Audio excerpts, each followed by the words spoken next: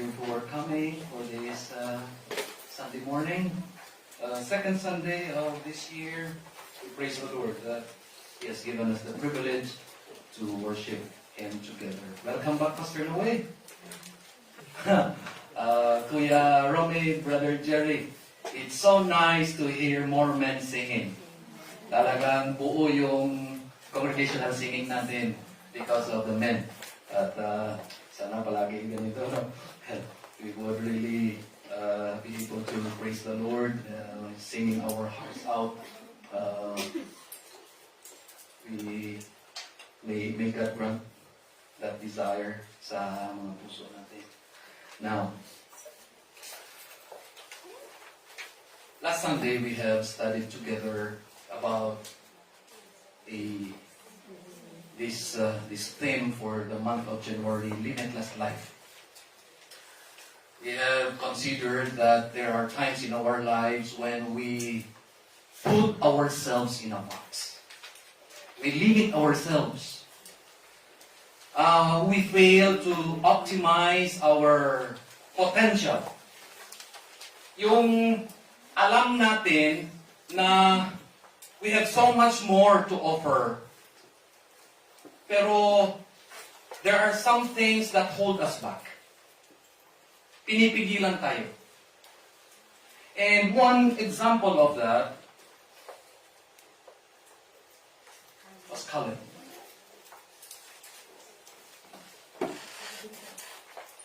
Caleb proved that there are no limitations in life. While the rest of Israel and the spies that Moses sent to spy out on the promised land, something held them back. They placed themselves in a box of fear and hesitation and reluctance. Sabi ni Caleb at ni Joshua, we can conquer the land. We have seen the cities, high walls, thick walls. We have seen the inhabitants, giants, but we can defeat them and we can take the land for ourselves. Sabi ng 10 spies at sabi ng the rest of the congregation of Israel, we cannot do that. Because we are like grasshoppers in their sight. That is one way of putting yourself in a box. Alam mo that by the grace of God, you can do more for Him. You can do more for life. But because of fear or doubt or hesitation or reluctance, it holds you back at nalilimitahan ka. Caleb at the age of 85 took the challenge and said in verse 12, give me this mountain. I'll take it for myself. It would be my inheritance and as well as for my family. Now, this morning,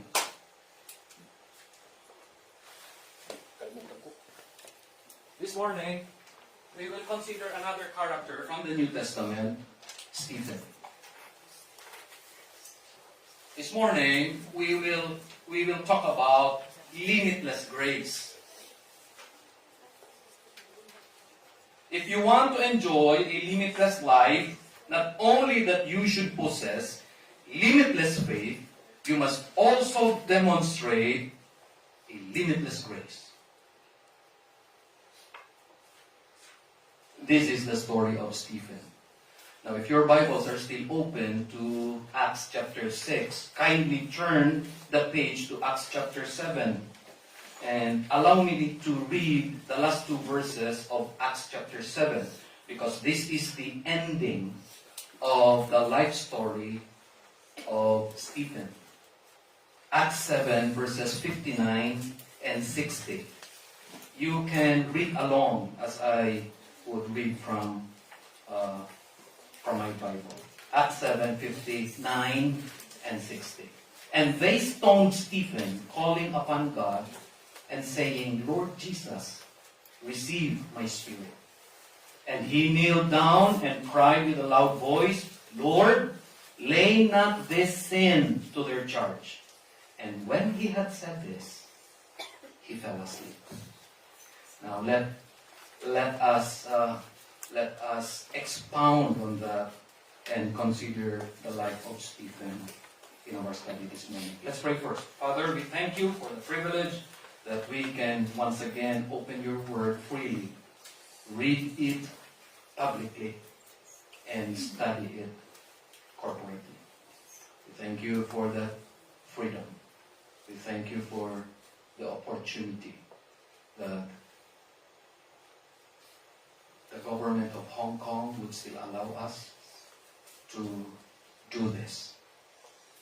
And we believe you are sovereign and you control the hearts and minds of national leaders, including our chief executive.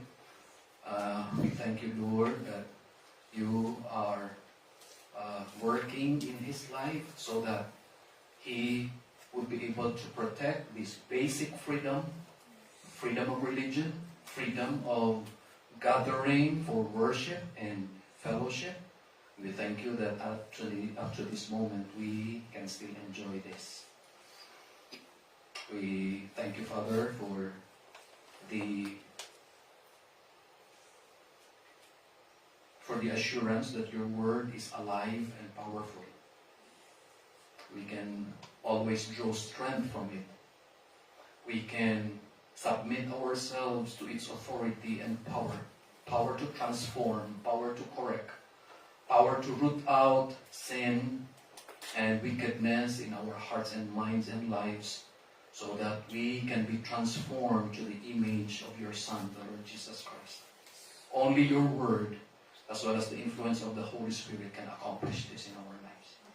And so, dear God, we pray that you will work in our lives today. Be at work in our hearts and minds today. We invite you to get busy transforming our minds and our hearts and lives today by the power of your word. We pray that the Holy Spirit would put his influence on us in such a way that we will be able to submit, that we will be willing to yield ourselves to him. Father, we pray that you will give us hearts obedient to the Scriptures, that you will give us hearts that delight in you and in your glory. Spare us, dear Father, we pray this again, spare us from experiencing spiritual malnourishment. Oh, allow us to grow spiritually. Keep us from experiencing the pain of starving spiritually. Always fill us with spiritual heavenly things. Father, may it be that our hearts will continue to crave for the taste of heaven from your word. May, as we constantly taste the sweetness of your word, it would outgrow our desire for earthly, worldly things. And so may it be, dear Father, that as we study your word today, we will have a new appreciation of your word. Father, we remember your servants who are sick today. We lift them up to you. We know how difficult it is to be sick. We know how difficult it is to pastor a church and at the same time being unable to do it effectively because your servants are sick. We pray for Pastor John Puig. We remember him, Lord. We lift him up to you. We ask for your mercy. Touch his body, dear God, so that as the doctors work on him, as medicines are administered to him, he will feel better. To such a point that he would be ready for any medical procedure that the doctors are planning to do to him. We pray for Pastor Jestoni Bascon. We also remember him, dear Father. Prepare him for next month's kidney transplant. We pray that all will go well. The donor, as well as Pastor Jestoni, we pray for your provision, both for Pastor Puig and for Pastor Bascon. We even remember Pastor George Sueta, Pastor Efren Reyes, Pastor Lester Arabilo, and other pastors and workers who are going through regular medical procedures. We pray for your provision. We pray that you will sustain them with your grace. Dear Father, please take good care of them. Provide their needs. We pray that you will surround them with men and women who would be willing to take care of them, Lord, to help them in their needs, to sustain them at this time. We pray, Father, for your provision, both materially and spiritually, for your servants. We pray for those affected by the fires ongoing in California. We know it could have been worse, but many people have already lost their possessions. May this time be a time of reflection for those affected, that material things are temporary. May they be able, Lord, to see you beyond their loss. May they be able, Lord, to understand that only Jesus can fully satisfy their longings in life. And so help them, Lord, to be open. Help them, Lord, to be vulnerable to the gospel at this moment. May you send people, Christians, who would be able to minister to them, so that even though they have lost material things, they would find the pearl of great price. They would find the gospel. They would find the Lord Jesus Christ in their lives. This we pray in Jesus' name.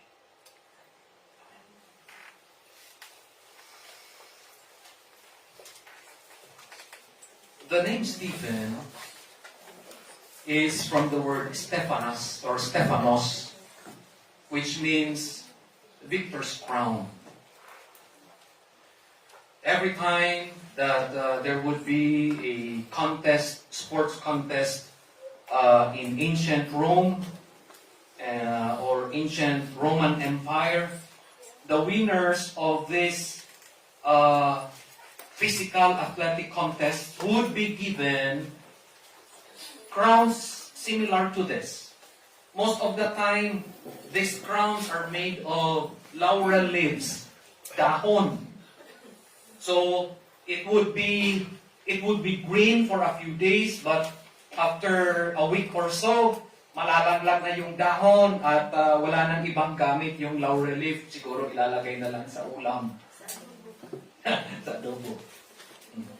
But sometimes, if the sponsors are wealthy, they would have crowns like this, made of precious metals, created for the particular occasion of awarding winners of these contests. Now, the name Stephen means victor's crown.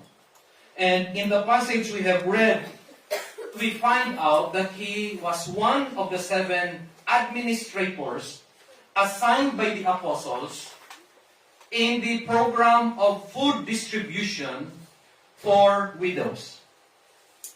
At this point in time, Jerusalem church was going through a problem. But it was a good problem. May mga problema na hindi good. Kapag ang problema hindi good, you are not excited to look for a solution. Diba? But if a problem is good, excited ka. How to solve that problem? Now, let me show you the good problem that the Jerusalem church went through.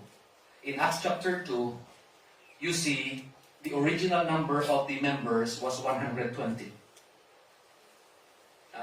In the upper room, they prayed, and the Holy Spirit, descended upon them. There were 120. When Peter preached, Acts chapter 2, 3,000 got converted. So 120 plus 3,000, 3,120. Now in Acts chapter 4, verse 4, it says, the number of the men, mga lalaki lang, was 5,000. Mga lalaki lang ha. Granting na 1:1, siguro either between 7,500 to 10,000. Yan yung number ng Jerusalem Church sa chapter 4. You go to chapter 6. It says in chapter 6, verse 1, in those days, when the number of the disciples was multiplied, granting that the number was 10,000, granting you just multiplied it by 2, 10,000 na yung population ng church sa Jerusalem. It was a good problem. Now you go to chapter 6, verse 7. Sabi dyan, and the word of God increased, and the number of disciples multiplied in Jerusalem greatly. So ilan na kanina? 10,000 times 2, 20,000. Tapos sinabi dito sa verse 7, multiplied greatly, granting, you multiply it by 2, 20,000 times 2, 40,000. It was a good problem. Now, ito yung problema. Some members of the church felt left out. You see, the composition of the Jerusalem church, two groups of people.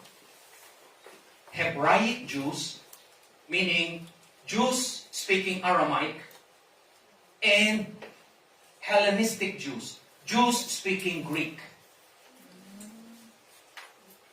Okay? The Aramaic speaking Jews were looking down. They were being prejudicial towards the Greek-speaking Jews. Kasi ang pagtingin nila dito sa Greek-speaking Jews, they were already corrupted. Hindi na sila pure na Hudyo because of the influence of Greece, influence of Rome, influence of the culture going on during their time.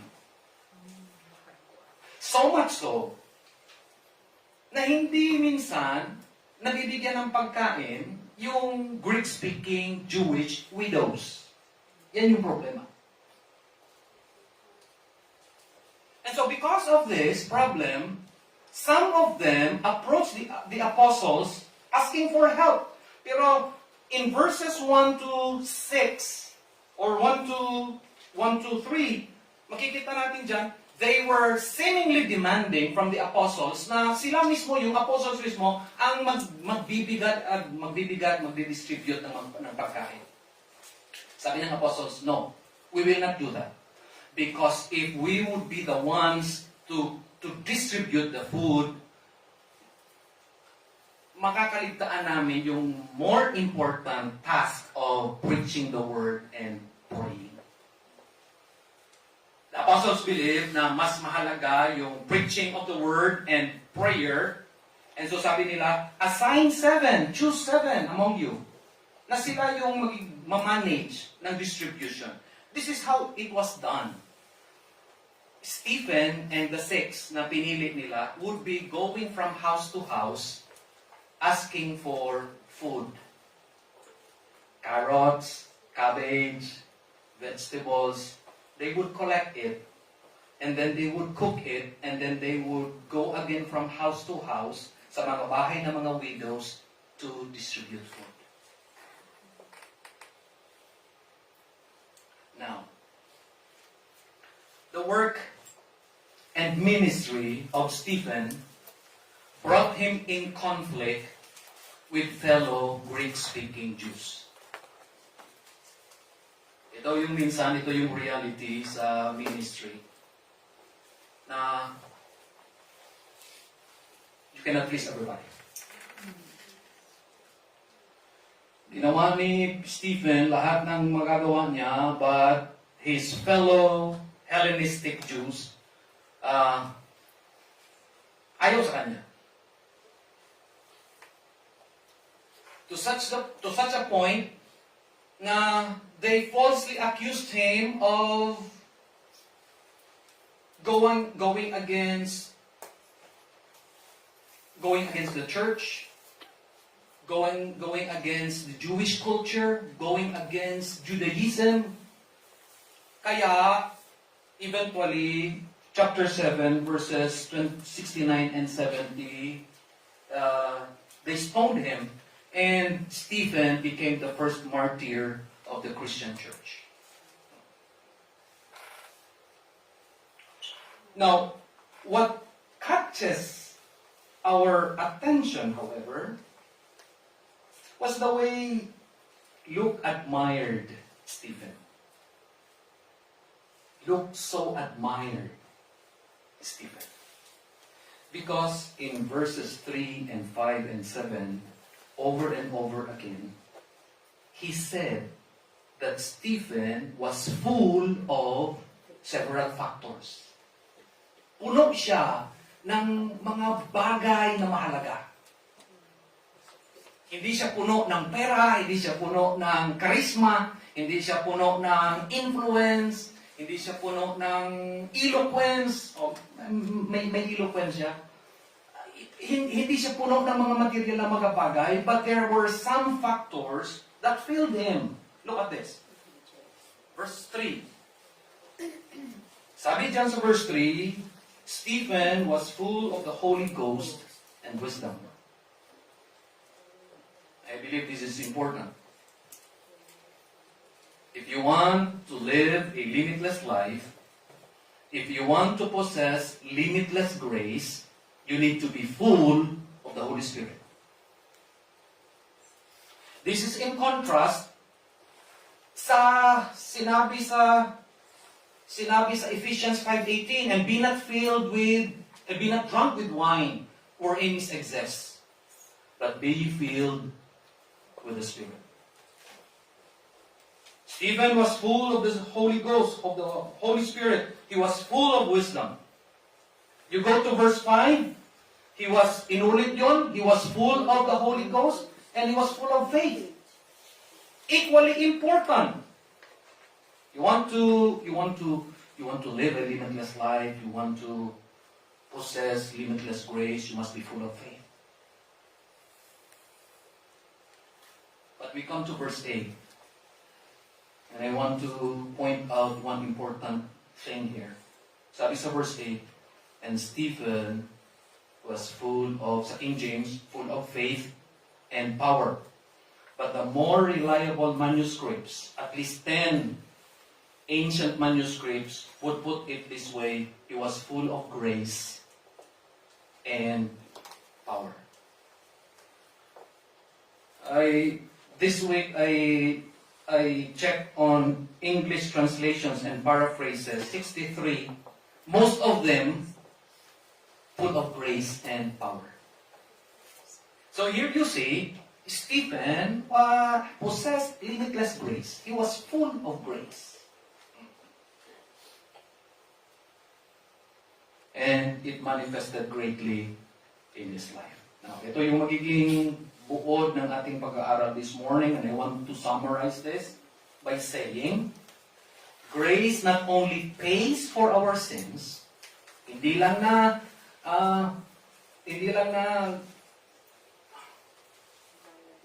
bayad sa kasalanan ang biyaya ng Diyos.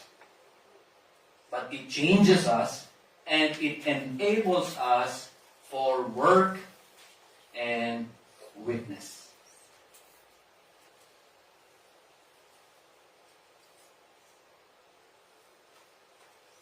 And so, all that you need for your work, for your daily work,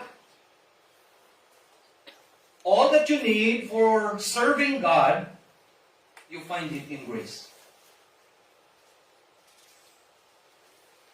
All that you need in your daily life, you'll find it in grace. All that you need to live for God, you'll find it in grace. I have 3 observations to share with you this morning. Number 1, limitless grace is from the Holy Spirit, and it will be evident in our work and witness. If you are a Christian, if you have a personal relationship with Jesus, to be filled with the Holy Spirit means to possess limitless grace.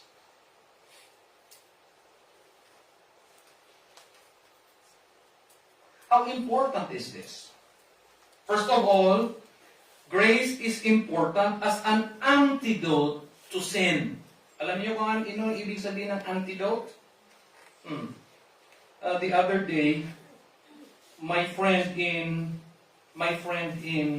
Valencia, Bukidnon, posted sa social media, sabi niya, sana may anti-venom na available sa lahat ng hospital sa Bukidnon. If there is one place in the Philippines na grabe ahas, Bukidnon. Nakakalungkot lang, if there is one place na kulang ang anti-venom, Bukidnon din. Pag sinabi mong antidote, pangontra. Pag sinabi mong anti-venom, pangontra sa venom. Pag sinabi mong antidote, pangontra. And grace, listen to this, grace, pangontra sa kasalanan. All of us have been struggling with sin. All of us, up to this moment, all of us are struggling with sin. Ano ang antidote sa sin? It is grace. Look at this. Romans 5:20 and 21. If you can read from your seat, kindly read it with me. Where sin abounded, grace did much more abound. That as sin hath reigned unto death, even so might grace reign through righteousness unto eternal life. Now, look at that. Sin abounds. It's all around us. It's in our minds. It's in our hearts.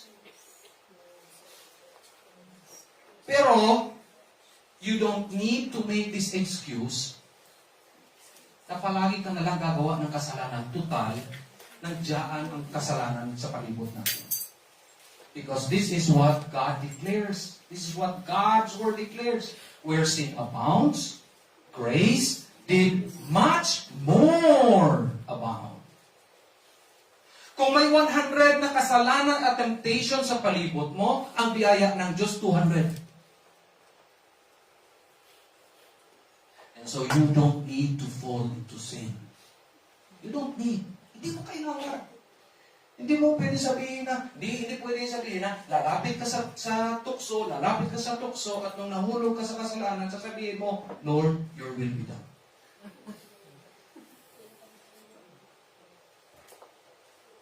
May pangontra sa kasalanan. Ano yun? Biyaya. Look at what sin accomplishes. Sin reigns unto, tama sabi sa Romans 6:23. For the wages of sin is, wala kang magandang makukuha sa kasalanan. Papatayin ka spiritually, papatayin ka physically, papatayin ka morally, papatayin ka intellectually,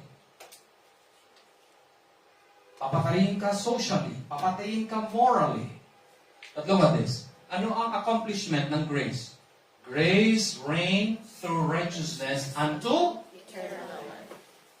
And so kung papipiliin ka between sin and grace, it is this. God has provided an antidote.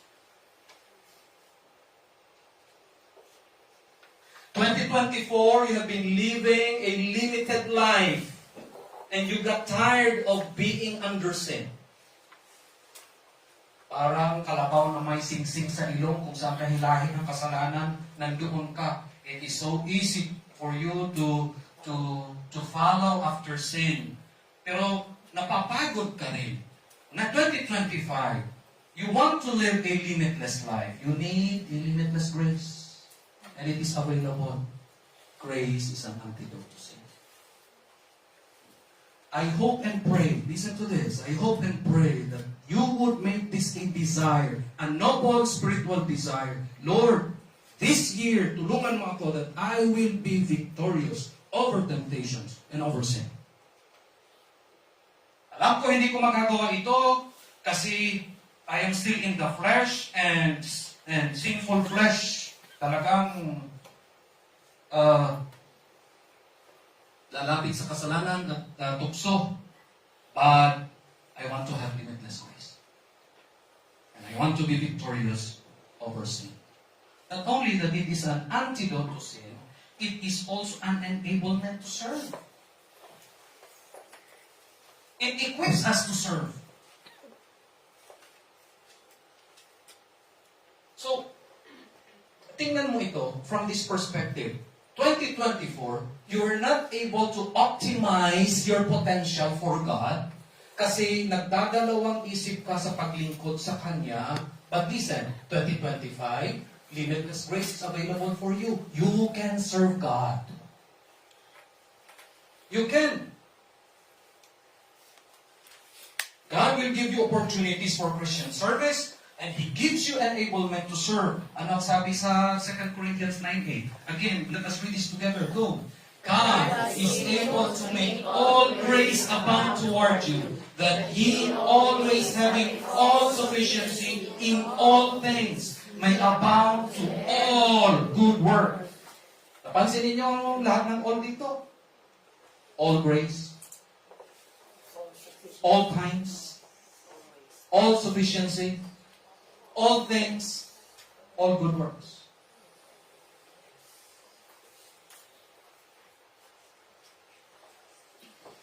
If you find this limitless grace that is available for you, and if you will use this limitless grace to serve God, you will never run out of ministries to do for Him. Alam mo, minsan, ang lilimita sa atin sa paglingkod sa Diyos, sarili natin.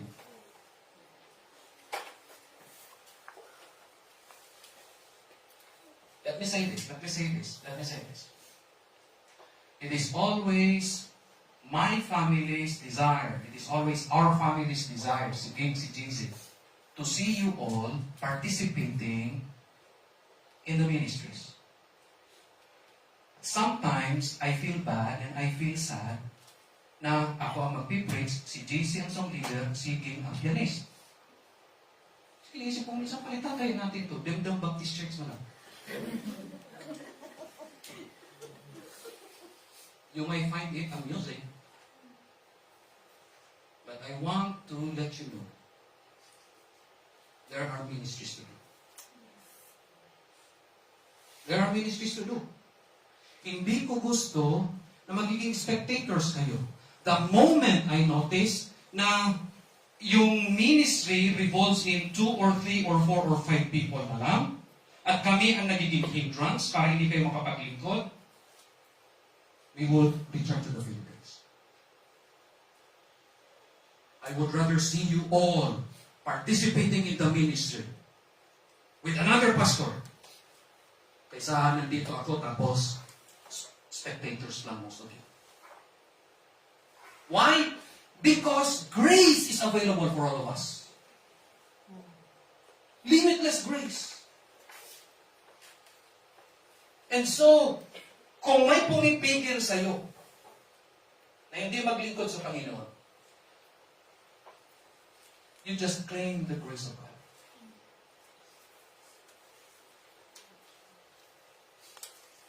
Now, kung ako ang pumipigil sa inyo para hindi kayo maglingkod, let me know. Ako ang aalis para makapaglingkod. Kasi sagutin ko sa Panginoon na wala kayong participation dahil sa akin.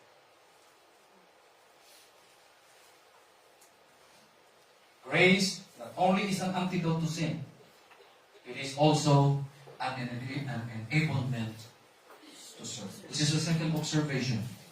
Limitless grace enables us to face persecution and suffering for Christ's sake. Now here was Stephen, going from house to house, begging. Parang nagmamalimos. May extra cabbage ka dyan, pwede mong ibigay para sa kapatiran. May extra kang carrot dyan, may extra kang sibuyas. Tapos, nung maipon na nila na pito, lulutuin nila.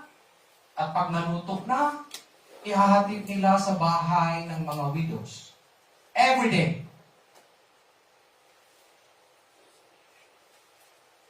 Hindi siya council member, hindi siya deacon. Stephen was an ordinary member. Sabi ng iba, itong pito daw, ito mga deacons ito, hindi ito deacons. Kasi yung ginamit na word dito, hindi word para sa noun na deacon. Rather, ang word na ginamit dito, it is for the function, not the person. And so, hindi sila deacons dito. But they were doing the work of servanthood.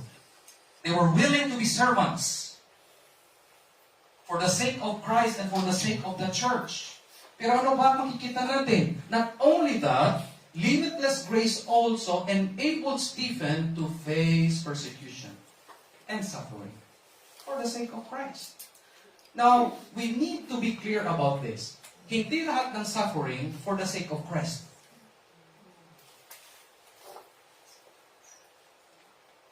Huwag natin iisipin na dahil dumaan tayo sa hirap, okay sa Panginoon. Hindi lahat ng hirap credited sa Panginoon. If you will suffer for the sake of Christ, Diyos ang bahala sa iyo. May guarantee He will help you. Pero kung nag-suffer ka dahil sa sarili mong kasalanan, labas ng Panginoon doon. Now, notice, to be filled with grace is to be empty of self-justification. The time came, dinala si Stephen sa harap ng Sanhedrin. Ang Sanhedrin ay parang senado ng mga Hudyo. Because of false accusations against him. At doon, he was interrogated. But you know what happened? He did not justify himself. He did not justify his actions.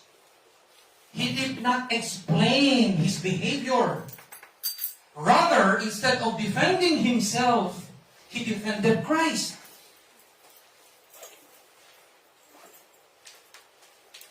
Alam nyo, ito yung usual na nangyayari sa ating mga tao because dahil siguro sa ating human nature.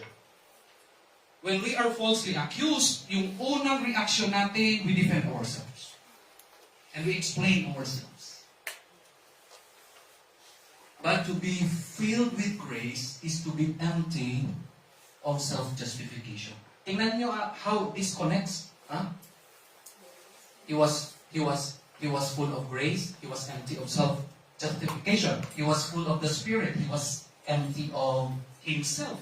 Ibig sabihin, walang victim mindset sa kanyang isip. Ikaw minsan nakakalungkot. Kasalanan mo, nung napagalitan ka, pagtingin mo sarili mo, biktima ka. Paano ka naging biktima? Gawa mo eh.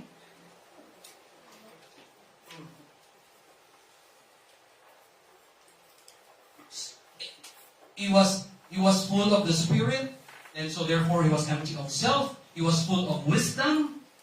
And so he was able to discern. He was full of faith.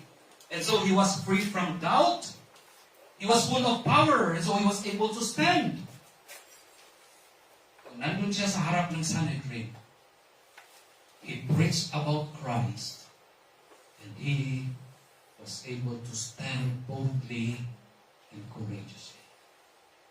Mga kapatid, guests, visitors, friends, this morning I want to challenge you. This year will be full of challenges. Haharap tayo sa grabe na hamon. Lahat tayo. At sometimes, dahil sa malaking mga hamon, we will be tempted to retreat. Dahil sa takot, dahil sa doubts, dahil sa reluctance and hesitation, we will be tempted to give up, to retreat. Mga kapatid, friends, let us be full of grace. Let us be full of power.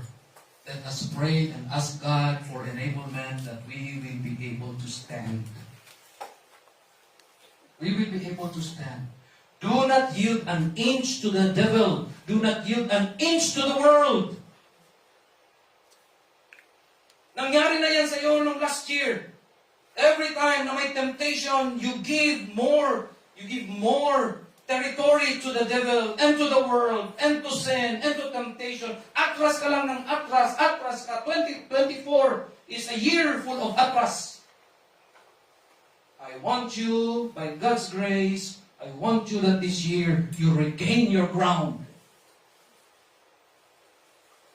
If you are a father and you have failed to become the spiritual leader that you should be, regain your ground. If you are a mother and you have failed to be godly in your family, regain your ground this year. If you are single and you are tempted to compromise your ideals and your standards, nakipagrelasyon ka sa unbeliever, you regain your ground this year. You will say, Lord, by your limitless grace, I will live a sanctified, holy, godly life this year. Tataas ulit yung standard. I will live godly. I will not compromise. Kung bibigyan mo ako ng boyfriend, let him be a Christian, a godly, faithful one. Hindi ko ipababa ang standard ko. Nagkasala ako last year, I will see to it this year, I will have the power to stand. Secondly, you see that Christ's enabling grace helps us to speak with grace in the face of false accusation. We are able to speak with grace. At ito makikita natin, the first part of chapter 7, lahat ng salita na lumabas sa bibig ni Stephen, full of grace. Wala kang makita dito na he cursed his accusers. Wala kang nakita dito na he reacted violently in such a way na ginamit niya yung kanyang speech para siraan sila or what. It was all because of Christ's enabling grace. Bakit mahalaga na pupunta tayo kay Kristo Jesus for this kind of grace? Because it says in John 1:16, this grace actually comes from Him. Look, and all His fullness, there is the Lord Jesus Christ, and all His fullness have all we received, and grace for grace. Alam niyo anong ibig sabihin nito? Grace for grace? Biyaya, pinatungan ng biyaya. This is grace coming from the Lord Jesus Christ.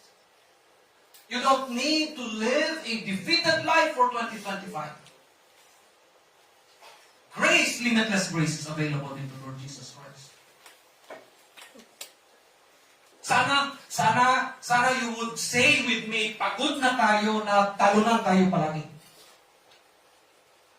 I hope and pray that this year, 2025, you will be victorious. Why? Because of the available grace. Grace upon grace. Anything that would hold you back, vices, bisyo, ano ba, holding you back, pulling you back, claim God's grace. Claim the grace of Christ. Panginoon, ibigay mo sa akin yung biyaya mo, patong-patong na biyaya, grace for grace. And that would help you to be victorious. See, in the face of false accusations, Stephen was victorious. Kahit anong paninira na gagawin sa iyo, if you are full of grace, you will not be affected. May kasama ka sa workplace, palagi kang sinisiraan, you will not be affected if you claim limitless grace. Because God has a way of revealing what is true and real.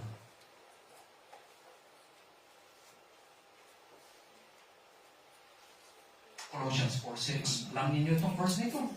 Let your speech be always with grace, seasoned with salt.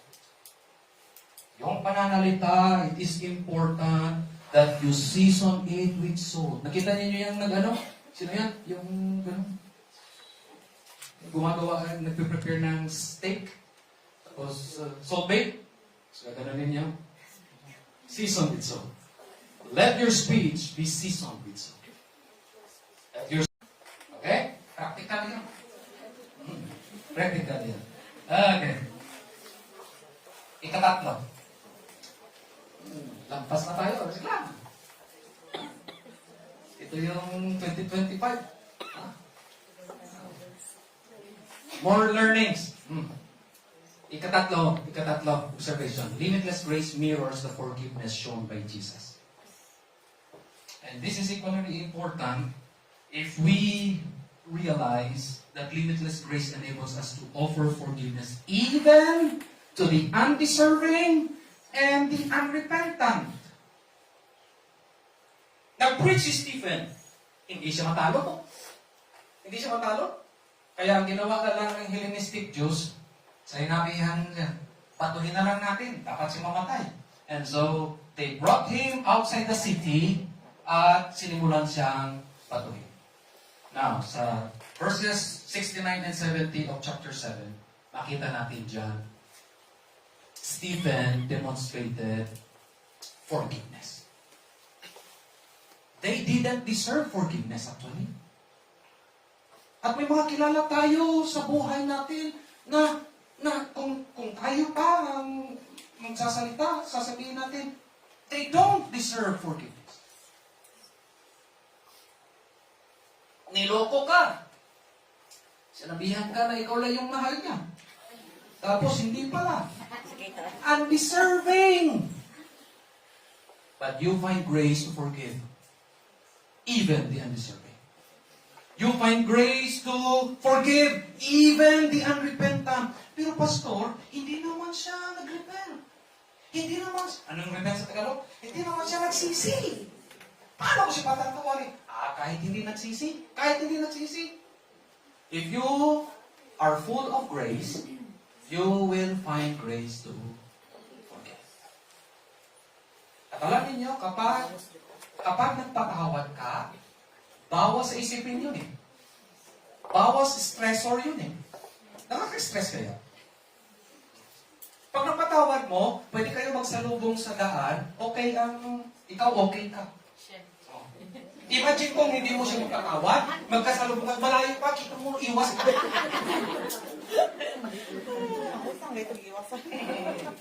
Diba?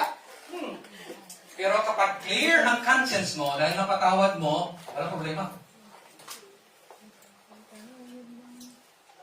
Secondly, limitless grace helps us to pray for those who persecute us. And praying is one way of demonstrating your love. Pwede mo sabihin na mahal ko siya. But if you don't pray for that person, you don't truly love him. But if you pray, even for those who persecute you, even for those who are malicious towards you, then that demonstrates love. Matthew 5:44, ito yung sabi ni Jesus. Malapit na tayo. Matthew 5:44. Let's read this together. Ready, go. But I say unto you, love your enemies, bless them that curse you, do good to them that hate you, and pray for them which despitefully use you and persecute you. Alam mo kung ano yung beauty ng prayer ni Stephen dito? Ito yun. Sabi niya, Lord, as he was dying, as stones and rocks were hitting him, ito yung prayer niya, Lord, lay not this sin to their charge. Similar sa prayer ni Jesus sa cross. Father, forgive them, for they do not know what they do. It is only a person who is full of grace who can make that kind of prayer.